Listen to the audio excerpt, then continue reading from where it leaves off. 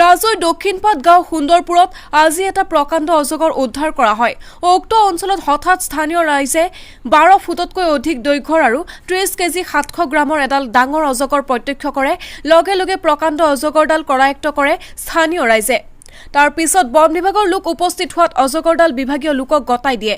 উল্লেখযোগ্য যে যোৱা বছৰ একে ঠাইতে একে সময়তে উক্ত স্থানত ইয়াতকৈ কিছু সৰু অজগৰ এডাল উদ্ধাৰ কৰিছিল স্থানীয় ৰাইজে।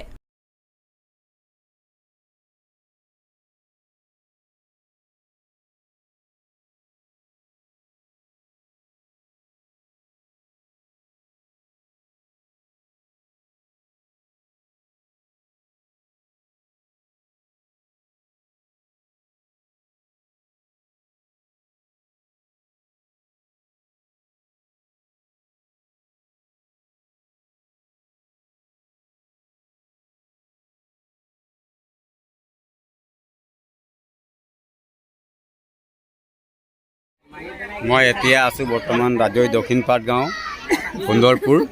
ইয়াত যোৱা বছৰৰ দৰে এই বছৰো এটা প্ৰকাণ্ড অজগৰ সাপ দেখা দিছে। বাগানত পাত ছিঙা অৱস্থাত তেওঁ দেখি সাপডাল প্ৰত্যক্ষ কৰে। এই বিশাল সাপডাল যোৱা বছৰো ইয়াতকৈ অকণমান সৰু আছিল, কিন্তু এইবাৰ যিডাল অজগৰ